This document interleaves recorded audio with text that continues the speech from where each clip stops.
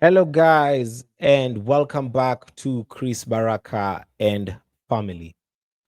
In this video, there is a victim who was featured in the BBC documentary that was exposing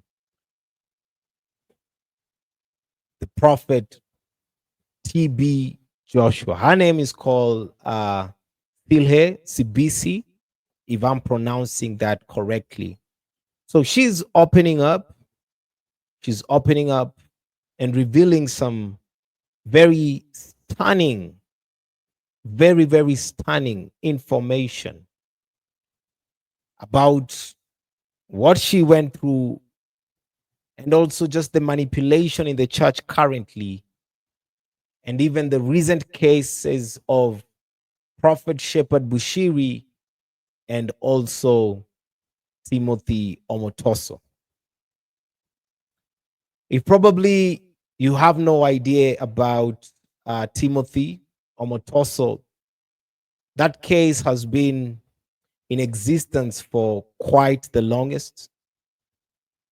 There are some ladies that came out, allegedly accused him of rape while they were very young girls.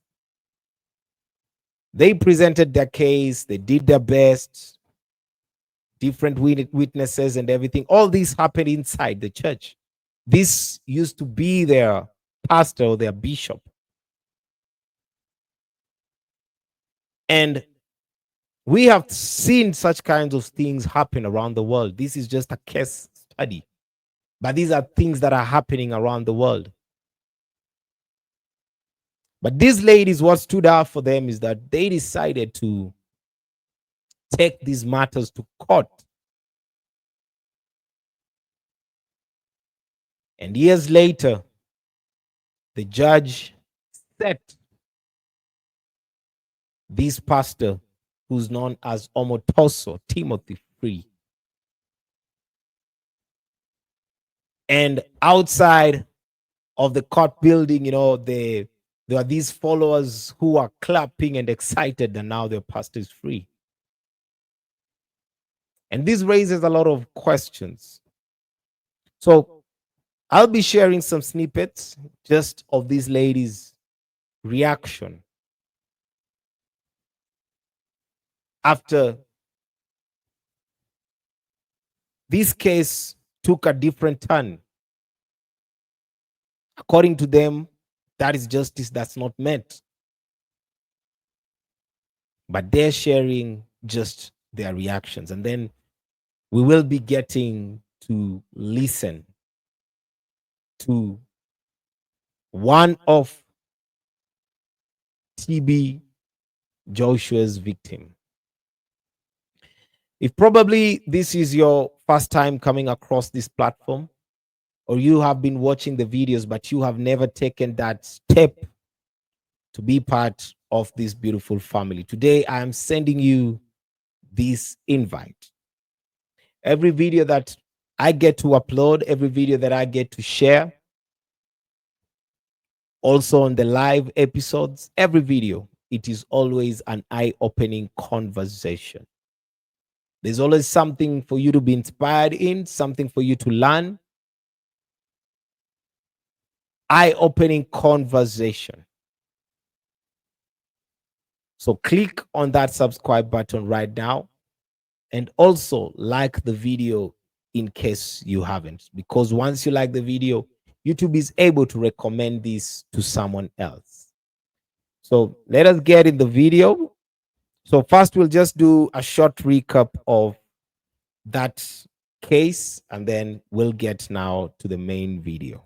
Several young women who testified in the Timothy Omotoso trial are expected to break their silence weeks after the televangelist's shock acquittal. This follows the announcement by 3 Chapter 9 institutions of an upcoming inquiry into the court's controversial verdict. Some of those witnesses who took the stand in the Timothy Omotoso trial broke their silence this morning and basically lamenting the outcome of that particular trial. You know that Timothy Omotoso, together with his 2 co-accused, were found not guilty. There's been widespread condemnation from several quarters around the country, including the Justice Minister calling for answers on exactly what happened in that particular matter. You'd recall quite scathing the presiding judge in that particular trial, basically in her ruling, talking about, if I could, for lack of a better word, the shoddy work that was done by prosecutors in that particular case.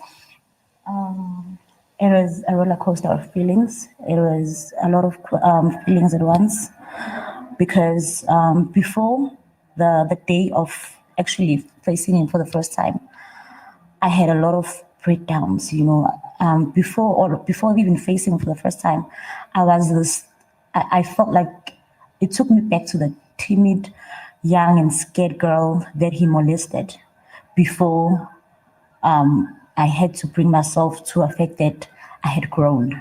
And what you felt on that day when you heard that not guilty verdict? And then just to hear those words, not guilty. I think I was in a bit of a haze. Disbelief, shock. But the judge did a good job in explaining why she went in the direction that she went in. So that was all mixed with anger now at the system and the people that we entrusted, our stories to defend us and prove our case after we gave them everything they needed to secure a conviction. And somehow they still managed to fail. So that was heartbreaking. And just, seeing the reaction of the congregants, because now this reinforces their belief in him. It reinforces his delusion that, he's God's favorite son or whatever. Reinforces their belief that they can do just about anything and get away with it. And maybe this is how I feel, is that it's going to embolden him. I'm really scared. We're all really scared for those girls. Yeah. And now it seems as though it's all for nothing. But like I said earlier, he might think he has won, but he actually hasn't. He will never win. And if the law cannot take its course, may the justice being life have its way with him. Honestly, there's nothing else to say. We did our best. We know that we did our best. It's entirely up to God now to do the rest for us. Firstly, with the acquittal of Omotoso, I firstly want to say I am so sorry to his victims because they are now experiencing the worst kind of secondary victimization that one could ever experience.